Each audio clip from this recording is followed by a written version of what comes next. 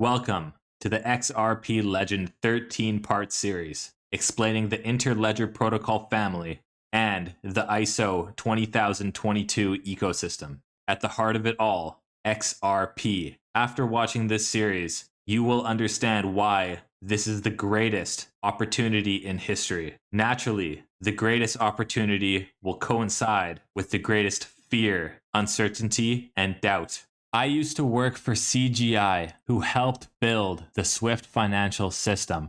Now they're helping Ripple build the new quantum financial system. Luckily, crypto has blessed me with the opportunity to quit and pursue what I was always meant to do, which is to prepare as many people as possible for the great dangers or great benefits of the new quantum financial system. Let's take a look at my research. This may be our last chance. Episode 2, Quadrillion Dollar Platform, Corda XRP. Guys, the blockchain crypto speculation market is over, and today we're going to talk about some serious utility for cryptocurrency and specifically XRP, right? We're going to talk about the Corda system today and what everything it connects to, so including SWIFT, and then another company called the Depository Trust and Clearing Corporation, which transacts $2.4 quadrillion of securities transactions a year. You know, I think SWIFT does something like $1.2 quadrillion a year of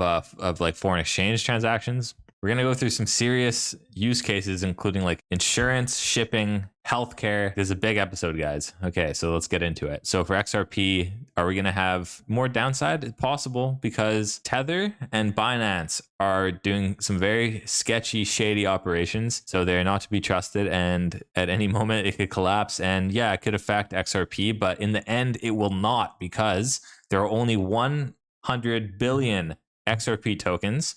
And I'm about to show you some real world use cases, so people will actually need the token to live their day-to-day and do their day-to-day business operations. So we can only assume that there's going to be a massive price increase at some point, right? So we got to be in the game to benefit from that. And there's not financial advice, not financial advisors, although I am a well-researched becoming a legend. So I hope you guys can join me on this journey in becoming a legend. Yeah, I mean, I worked at CGI, and it gave me a really good insight into the IT world and how things are set up. And then since I've been blessed with crypto, I've been able to take a step back and leave my position and research crypto and blockchain technology specifically.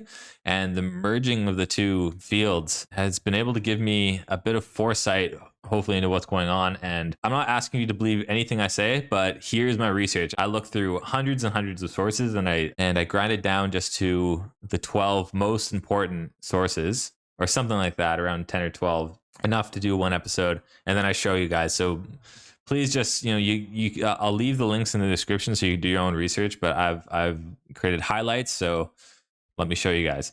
So for anyone trying to FUD you out of XRP, just remember that Corda uses XRP as the first settlement mechanism. You know, they're not their only settlement mechanism, right? So there's a merger of traditional and blockchain-based systems with Corda. So, but XRP is their first settlement mechanism, which says a lot. We all know it's the fastest and the cheapest token that is used. And then, so here it proves it literally says now has the option to request settlement using XRP. And I'm sure there's different use cases for using different tokens. And some companies are just private, so they want to use their own token. But to trade between blockchains, XRP is the best option. You save the most money. It's the fastest. You know, it's the most secure, and it does support privacy, which we're going to get into in today's video. But yeah, it's a merger of the old system, the traditional system, and the new system, which is really good news because all the money right now is in the old system, right? So it needs a bridge to get into the new system. And that's, I think Corda is one of the solutions. And we're going to talk about multiple enterprise solutions today. You know, a lot of people say cryptocurrency is speculative and they're trying to get you out, you know, fear, uncertainty, and doubt. But is healthcare, shipping, and insurance, is that speculative? No. So we just need to wait, guys. Just hold on a little longer. What's the problem in general Corda is trying to solve? I know that I see what you see across all platforms as well as within a single platform. Here's how I want you to pay me. This is evidence I will accept as proof it happened, right? So here we go. SWIFT to bring benefits of GPI to distributed ledger technology, right? This is in 2019. And basically what they did was they did a pilot with like a proof of concept using Corda. Given the adoption of Corda platform by trade ecosystems, it was a natural choice to run this proof of concept with R3. And yes, it's a proof of concept, but I'm going to show you that things have progressed since then. Following the recent launch of a Corda settler allowing for the payment of obligations raised on the Corda platform, it was a logical extension to plug in Swift GPI. So they plugged in Corda into Swift GPI to get the benefits of interoperability, cost savings, and time savings, and security and privacy, of course. All the blockchain applications running on Corda will thus benefit from the fast, secure, and transparent settlement provided through the Swift GPI banks. Boom. How much does Swift transfer? $1.2 quadrillion per year, $5 trillion per day. So if XRP just gets a little piece of this, right? Groundbreaking Swift innovation paves way for global use of CBDCs and tokenized assets. That's one of the major use cases for XRP. Okay, so they did 2 separate experiments. And I'm guessing that is with, Quorum and Corda technologies. Globally, 9 out of 10 central banks are actively exploring digital currencies. Basically everybody. Often using different technologies and with primary focus on domestic use. So domestically, it's easy. They're trading at lightning speed, but how do they trade between each other, right? If they all have different technologies. That's interoperability, interledger protocol, XRPL. Digital currencies need to overcome inherent differences to interact with each other. This is it. This is what we're talking about, as well as with traditional fiat currencies. Swift, in collaboration with Capgemini, look it up, Ripple Capgemini, you'll find stuff. Swift, in collaboration with Capgemini, achieves CBDC to CBDC transaction between different DLT networks based on popular Quorum and Corda technologies, right? So it is being used. They're using Corda. Corda uses XRP as its first settlement mechanism because of its superior attributes. And then look at here. Here's 14 different companies. And you type in Ripple and any of these companies, and Ripple XRP and any of these companies, you'll find stuff, right? You'll find partnerships. And all this talk about when moon. Okay? Guys, stop it with the when mooning. You need to be patient if you want to become a legend. As you can see right here, this is in October. And they're using a test environment, right? This is just started, right? They've been doing it for just 2 months now, collaborating in a test environment. And when they're done with the test environment, they'll most likely accelerate to full-scale deployment, right? And that'll take a bit of time, but we're on our way, and it's clearly saving them time and money. Otherwise, they wouldn't be doing it. So here we go. Tokenization, another massive market. And then the World Economic Forum estimates that it reaches 2.4 quadrillion per year. So tokenizing real estate, gold, oil, other commodities, tokenized data, insurance data, shipping data, medical data, identification data. We can tokenize everything. It's going to be a massive industry. Getting pumped up. Okay, so could increase access to investment markets for retail investors and then also enable institutional investors. So they haven't even been enabled yet. This is where all the money is, guys. The hate to break it to you, but the retail investors don't move the needle whatsoever. It's all institutional. This is on the Swift website, guys. They're using Corda. Don't be fooled. Don't be fudded out. Corda uses XRP as the first settlement mechanism. Okay, DTCC, another massive organization that moves $2.4 quadrillion per year. I did my first video on this with the goofy AI voice. Haha. So what's this company actually do? They settle securities transactions globally, internationally, right? It's the same thing as the same issue as foreign exchange, right? With currency, same issue trading currency as with international securities transactions. So like if they're trading stocks internationally here, right now they're saying DTCC selects R3's Corda. Corda uses XRP, right? And then, but when moon, they're in a parallel production environment. You got to read the fine print. This is in August. So it's been like 4 months now, less than 4 months. It's in a parallel production environment, right? They're only sending 1,000 bilateral equity transactions per day. So equities, like, securities, stocks, derivatives of stocks, stuff like that. And look, so it's 100 peak days, 160,000 on peak days. What do they normally send? They process 16 billion messages annually. So it's what they normally settle. Let's just do a quick calculation. So 16 billion million. Okay, 16 billion divided by 365 days a year. Wow. So you have about 50 million messages a day, right? Meanwhile, right now with the project Ion. With using Corda, they're only using, like 100,000 a day compared to 50 million. So be patient, guys. Be patient if you want to become a legend, and be patient. And we will. All these companies, you can type in any of these companies and type in Ripple XRP, you'll find a connection. Okay, so and here's proof. They say it right on the website. Project Ion platform leverages R3's Corda DLT software. Uses XRP as the first settlement mechanism. Firms across the industry at different levels of maturity around DLT adoption, right? So when moon. Patience. DTCC is building this platform to provide optionality and flexibility to clients. Those who are ready to leverage the Project Ion platform can begin development efforts today, while others could continue using their classic solution, merging the new with the old. But if you get onto the new software, you're going to be saving exponential amounts of time and money. So I don't know why you wouldn't. In short, we know it's being used. There's only 100 billion tokens. Okay, so this was made by the World Bank, this document. It just goes over different enterprise solutions to implement blockchain technology. But I just found some really interesting connections in here. All right, this is created, I think, in 2021. It goes along with the whole narrative that's happened so far. So whether you believe in intent or not, I'm not here to argue that. I don't care what you believe. I think, I respect your beliefs. I don't care. But this is what I see these connections, right? So this crisis accelerates the digitization of finance. This technology is generally held back by lack of interoperability across blockchain solutions, which is what the Interledger protocol and the XRPL fix. So that's a really good sign if you're invested in that. Not financial advice, of course.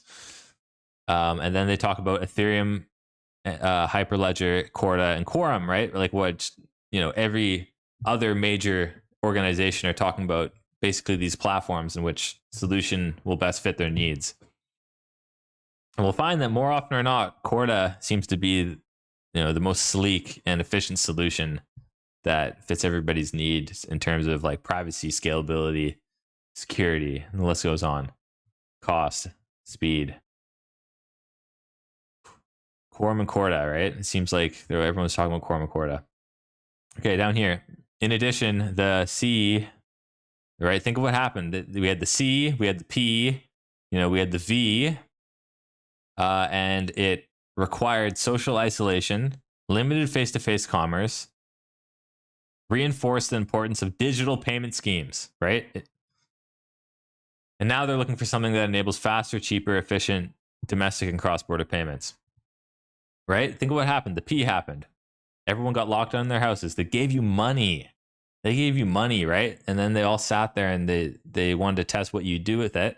And everybody went, they got their money. They spent it on stuff they probably didn't need. And all that money ended up back into the hands of the elite. And now they're thinking, oh, wow, that was a really great solution. Now, we'll see what happens next. But yeah, they might try it again, but at a higher scale. Corda, Hyperledger versus Quorum, Ethereum, and Bitcoin. I actually use the example of insurance. So, over here, we're talking about these different industries, healthcare, shipping, insurance. So they go through. So actually, a bunch of insurance companies tried integrating all of these technologies, and they had some feedback on a review. And yes, this is in 2019, but I just thought it's just crazy how no one's talking about this. It really shows you how valuable this technology is for the use case of insurance. So let's go through it. And XRP fits perfectly into their requirements. We compare all the networks. First, the Bitcoin network. Increases in the value of Bitcoin led to widespread attention. Now, all of a sudden, everybody knows what blockchain technology is. Public sentiment is important because first, whoever creates the problem creates a reaction in the public, and the solution has to be well understood. So if the solution is blockchain technology, then the public need to know what blockchain technology is first. So building awareness.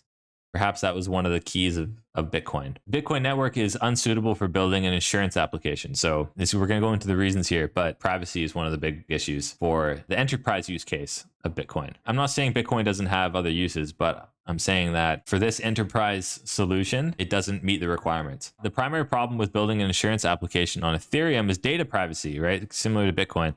All data is shared with all members of the network. As an insurer, would you want rival insurers knowing the details of the policies that you sold? No, you wouldn't. That would allow your rivals to find out your customers undercut your price at renewal. So business needs privacy. Enterprise blockchain, Quorum, Hyperledger, Fabric, and Corda. These are referred to as enterprise blockchain. Data privacy is provided by enterprise blockchain in contrast to the lack of privacy by Bitcoin and Ethereum. Regarding performance, Bitcoin and Ethereum transaction rates are low, not scalable enough for insurance processing. Enterprise blockchain networks have substantially higher transaction rates. And a lot of people think, oh, it's because your platform's centralized. I think this whole centralized, decentralized thing is a massive meme. Okay, so corporations, they will need private centralized blockchains for certain applications. That's just the way the world works, right? And then in other applications, they'll want public and decentralized, or maybe they want a private decentralized ledger or a public centralized ledger. And you'll need every combination for every application of business. There's none of this one platform takes all garbage. It's not realistic. Bitcoin network and Ethereum network each power a single public network. In contrast, Corda and Hyperledger power numerous networks in production, right? So XRPL, pretty sure with Corda. Notice it says numerous networks. So it uses interledger protocol to connect these networks and seamlessly transact between them. And XRP, we all know, works very well with interledger protocol. It's the fastest and cheapest solution. So each network built on Corda, Quorum, and Hyperledger is like a private party. Pseudo-anonymous networks, there is no way built into the technology itself to assert that it genuinely is owned by ABC. Would you be comfortable sending substantial funds into technology that lacks a built-in way to prove a company's identity? I would be. If I was a business owner, I'd be like, where's my money going?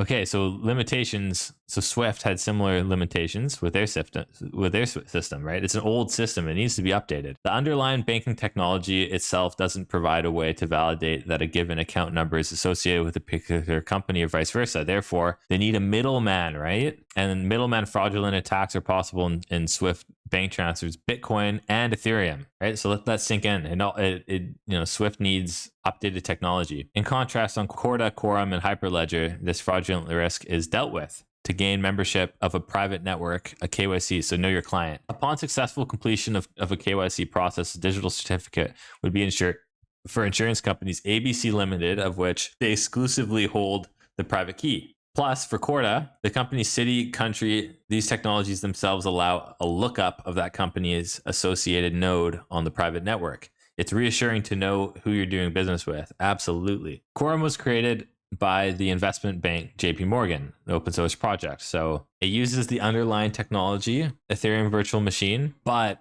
it doesn't use the Ethereum token. It uses the JP Morgan token. The Ethereum concept of gas remains in the Quorum code base. However, the pricing of it has been removed. Effectively, Quorum has free gas. This works only because Quorum does not run in the public network. So it's not using as many resources to verify that the transaction happened because it's a private network. In short, each Corda node only needs to incur the computing overhead of processing a tiny fraction of data. And then in contrast, Bitcoin and Ethereum need to process all the data. The insurance industry has reached a consensus in choosing Corda. So say right here, as the most appropriate distributed ledger technology for insurance processing. So let's see the opportunity here. Here's the insurance market globally is like $5.5 trillion last year. But yeah, it's multi-trillion-dollar market, right? And we all know Corda settles with XRP. Okay, guys, so there's my research for Corda. And next time, we're going to move on to trade finance. We're going to talk about XCC. We're going to talk about interledger fabric. We'll talk about Quorum. Guys, we're going to make our way all the way around. And by the end, you're going to understand why this is the greatest opportunity in history. Never before have we had such an opportunity to help ourselves, help our friends, and help our family. Stay patient, stay strong. Let's become legends. I'll see you guys next time.